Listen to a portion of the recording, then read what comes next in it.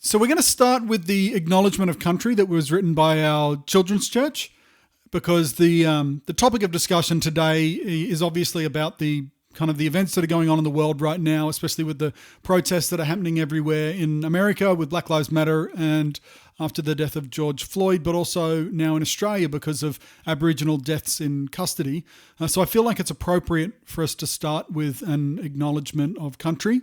And we have an acknowledgement of country that was written by our children's church, so that's the one that we have opted to use, so I'm going to read that now. I would like to acknowledge the Ngunnawal people, the traditional owners of this land. Thank you for looking after the land for so long. We are sorry for not caring for the land and not respecting your traditions and culture. We will try to do better by caring for the land, taking action against climate change, respecting people who are different to us, and being kind, friendly, and caring. Golly, I didn't expect to get emotional in the first two lines of what I was saying, because I already know what I'm talking about. So 2020 has been a pretty unbelievable year. Certainly, I suspect this will be a year that is written about in textbooks one day. When they're studying, the kids will be like writing essays on 2020 and what happened.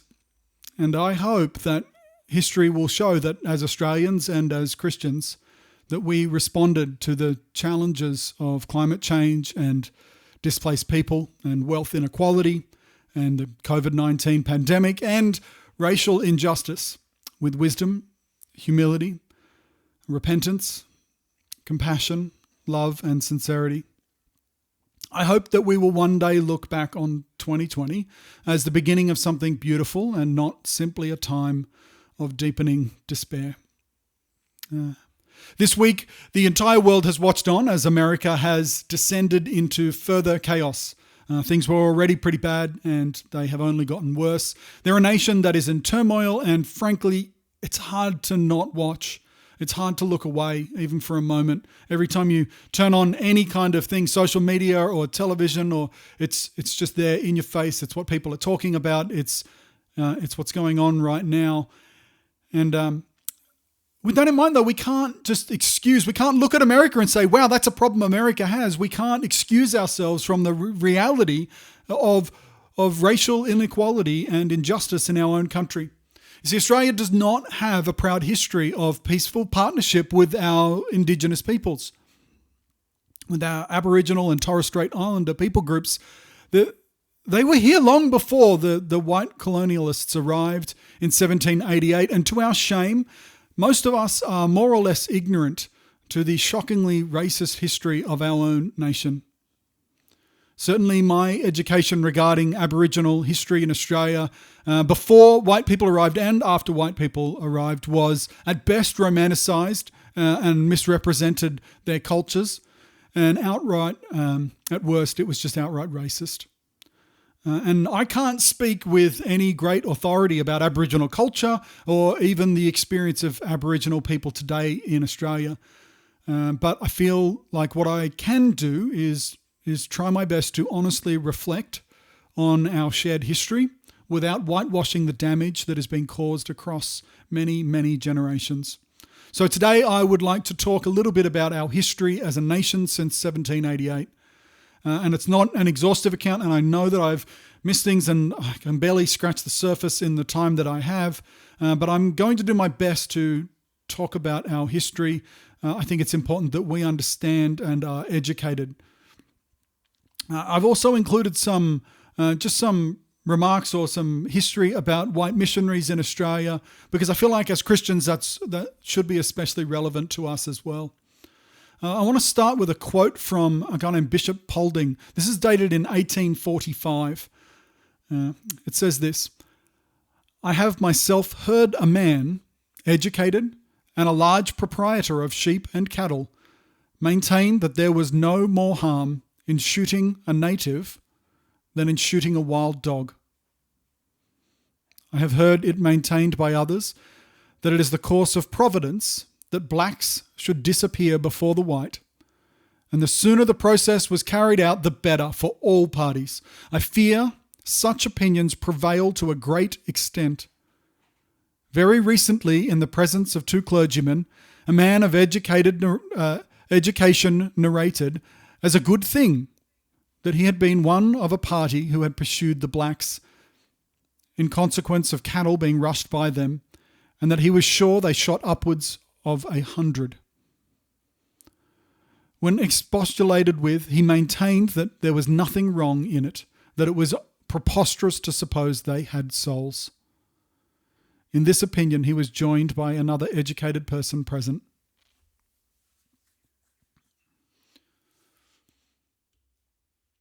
At the time of the white invasion of Australia in 1788, there were many nation-states comprised of Indigenous Australian peoples and people groups. And it was an invasion.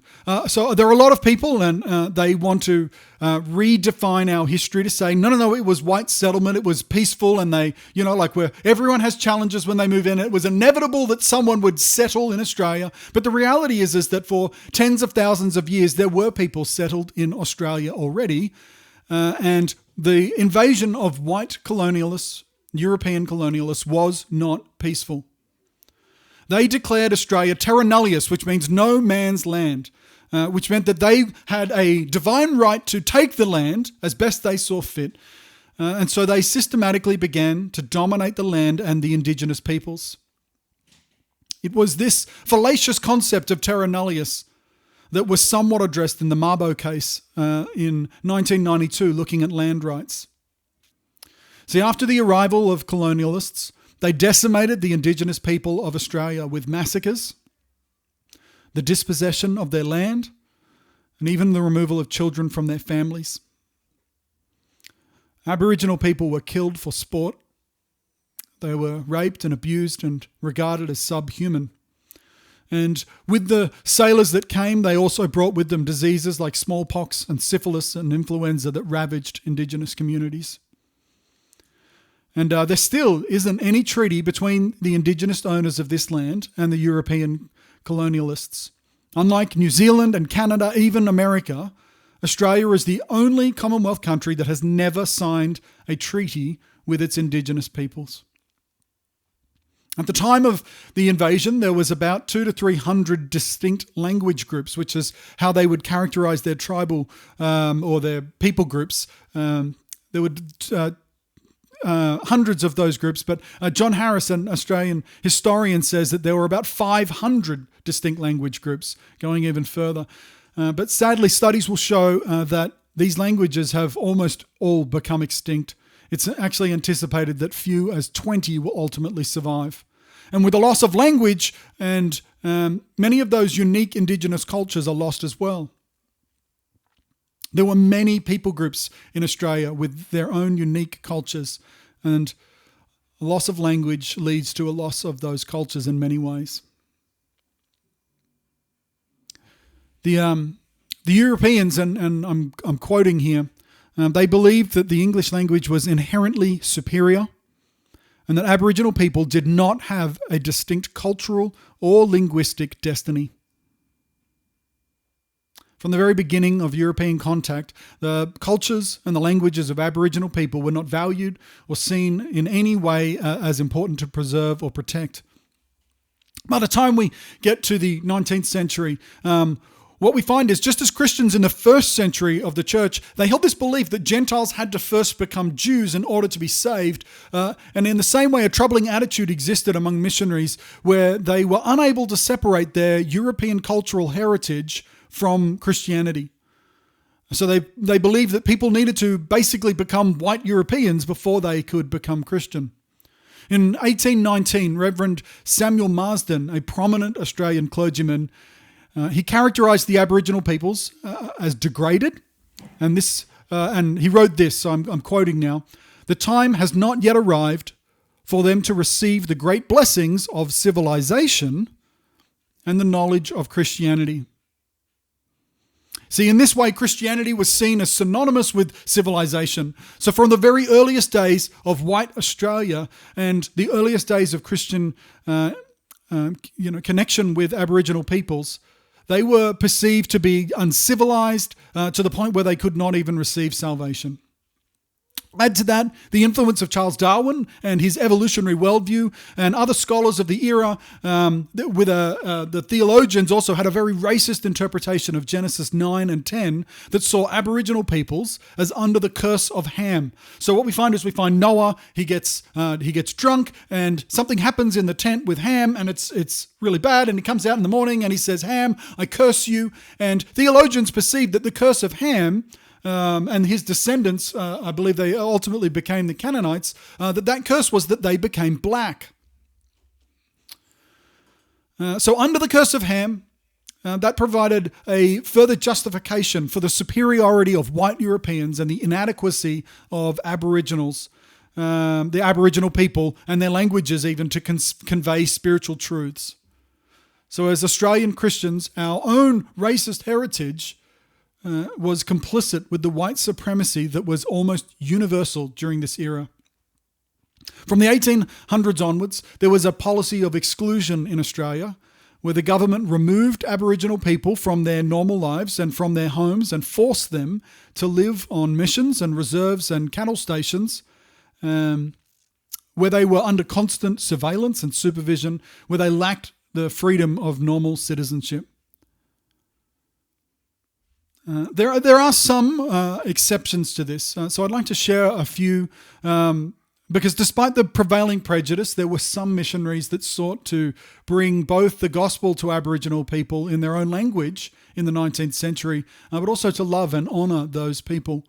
So the first translation of the scriptures was completed by Lancelot Threkeld with the help of Biraban, who was an Awabakal man. And in 1830, they unveiled the Awabakal translation of the Gospel of Luke. It was 32 years, though, before that Gospel was published. In the bittersweet foreword, Threkeld lamented that the Aboriginal-speaking people had become almost extinct by the time it was published. And his work had been relegated to, and I'm quoting here, a record of the language of a tribe that once existed. So this is a sad testament to the demise of an Aboriginal people group, and at the same time it is a tragically beautiful record of a people's unique culture and their language. Another small glimmer of Christ-like advocacy can be found in the Reverend John Sanders. In October 1838, he delivered a scathing sermon regarding the treatment of Aboriginal peoples that was published in the colonist newspaper. So you can actually look this up still. And in his message, he rebuked his audience. He said, "The spot of blood is upon us, the blood of the poor and the defenseless, the blood of the men we wronged before we slew, innocent blood." Yet, despite the petitioning of those like Threkeld and Saunders, the prevailing sentiment towards Aboriginal people was still one of contempt. So great was the cultural prejudice and racism towards Aboriginal people that for them to even speak their languages was considered shameful and was discouraged among the missions and reserves where they were kept or housed. I don't even know how to describe it. When we click over into the 20th century, it is difficult from our modern vantage point to comprehend the profound racism that permeated all of European Australia, even at the dawn of the 20th century. We had a thing called the White Australia Policy. So in 1901, the government introduced a White Australia Policy, which was an attempt to assimilate Aboriginal people to eventually basically allow them to die out as a people, and to it typified the sentiment of white Australians towards everyone of non-British descent. The Aboriginal people were seen as a dying race that was brutish and faithless and inferior. In 1906, a newspaper article in the West Australian Advocate casually states that horses and dogs, and I'll quote from here, are infinitely superior in every way to the black human. And this was in an article that was arguing against Aboriginal people having immortal souls. And in this regard, the early missionaries had or some of them had oddly juxtaposed views, because they contended against many of their peers and argued that Aboriginal peoples did in fact have souls, that they were humans and that they could receive salvation. But at the same time, they believed them, and this is in the words of a Wesleyan missionary, Samuel Lee, that they were barbarians who were assigned the lowest place in the scale of intellect. And they were destined to merge into an English-speaking society.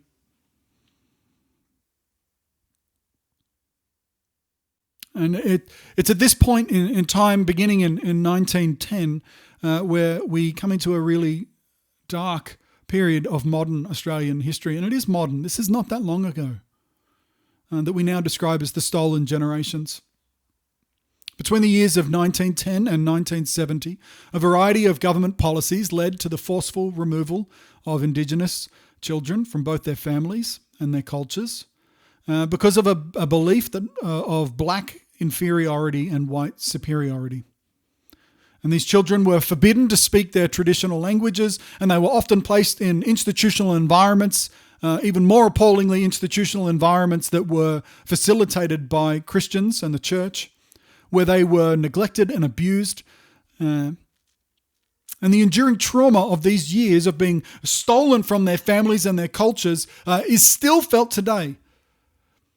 A lot of the time people, especially white people, want to blame Aboriginal people for the circumstances that they exist in, but they're not willing to in any way reflect upon the history that they have inherited because of the treatment of our white ancestors. The enduring trauma of these years is still felt today, and the high levels of poor health and physical and mental health and addiction and incarceration and domestic violence and self-harm and suicide in Indigenous communities that is directly related to these years of trauma and these experiences. Add to that in between 1897 and the late 1970s, that's right, the late 1970s, Aboriginal people in the employment of white Australians had their wages withheld and administered or put in trust by the government or police authorities. This is the stolen wages of Aboriginal people. Many of these funds were completely misappropriated and just flat out stolen. Until 1972, in Western Australia, the law allowed employers to withhold 75% of Aboriginal wages. This included not just their income from work, but also inheritances, maternity payments, unemployment benefits, pensions, workers' compensation payments, among other funds as well. To give you some perspective, historians estimate that the state of Queensland owes Aboriginal people at least $500 million in unpaid stolen wages. The compounded effect of these stolen wages on generations of Aboriginal people and their families cannot be overstated. It's like having a generation of your inheritance is stolen, the opportunities stolen.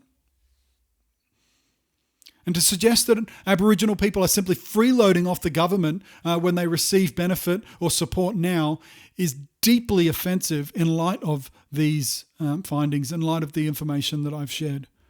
The Australian economy benefited from close to 100 years of slave labour.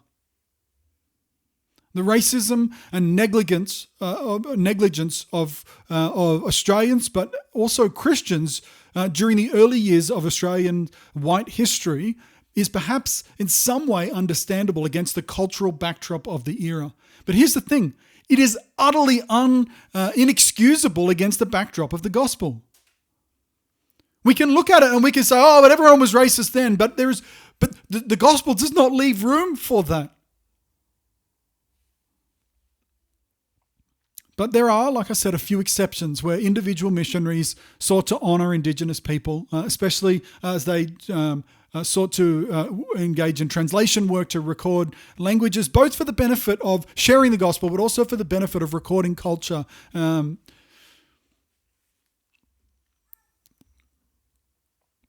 Recording and translating the gospel also was an act of defiance against the prevailing worldview that Aboriginal peoples were simply dying out. It was a way for Christians to say, we believe that your people will continue on into the future.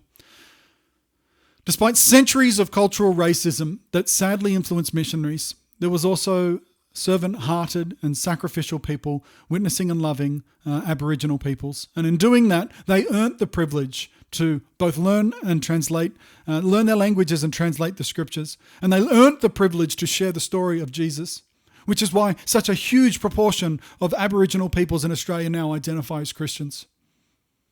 I don't have time to talk about those bright sparks, those spots today, but I will just mention, if you are interested in learning about any of them, to look up the Harrises or Bob Love, Lancelot Threlkeld, William Watson, Thomas Wilkerson, Carl Strethlow, Jay Ruther, Paul Eckhart, and others like Balua Lowe and Judah Stokes, who worked with Aboriginal people since the early 1950s and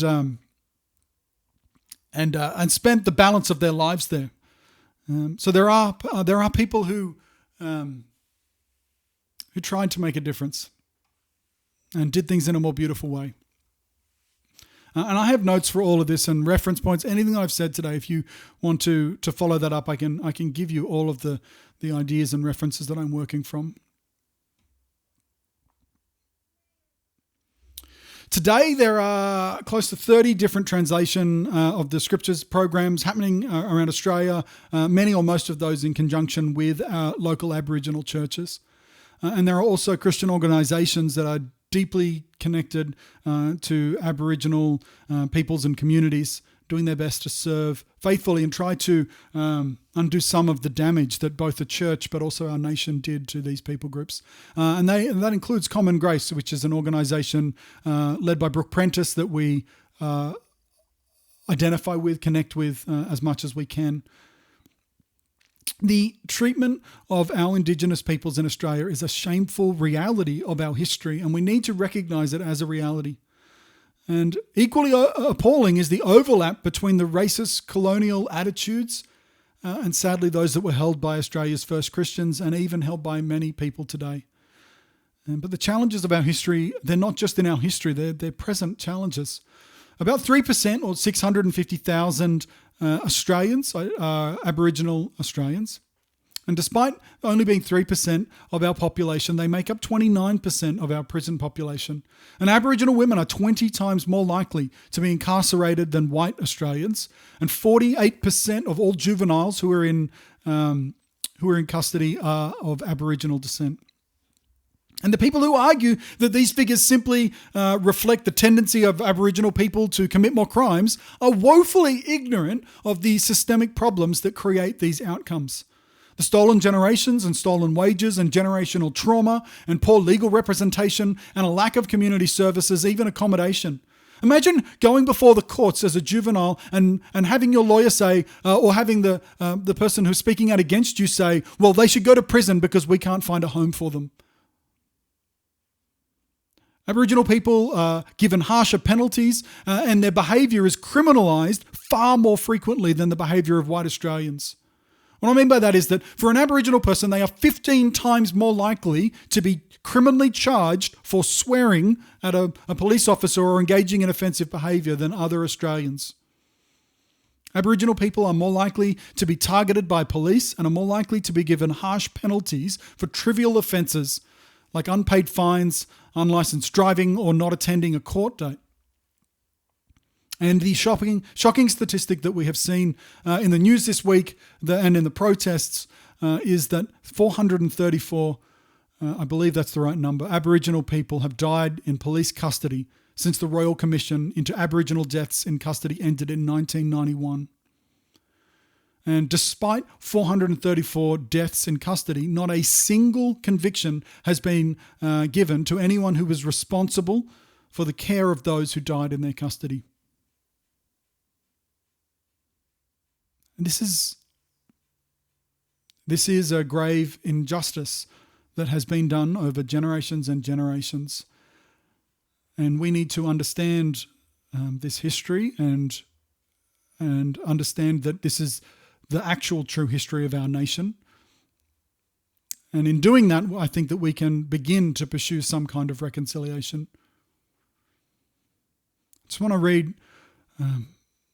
Bible verse to you. This is from Micah 6:8. It says, "He has shown you, O mortal, what is good. And what does the Lord require of you? To act justly, and to love mercy, and to walk humbly with your God." So we need to act justly. It's not simply enough to talk about justice. It's not enough to hear about justice. It's not enough to just, desire justice, but we need to act in accordance with justice. This is what the Lord requires of you. And it's not a simple issue. I don't know what to do. I barely have any connection at all with any Aboriginal peoples. I live in a white bubble with some,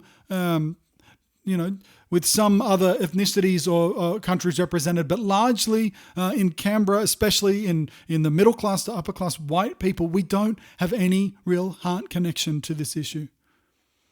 But we can at least acknowledge the shocking truth of our history. I think that's a good place to start.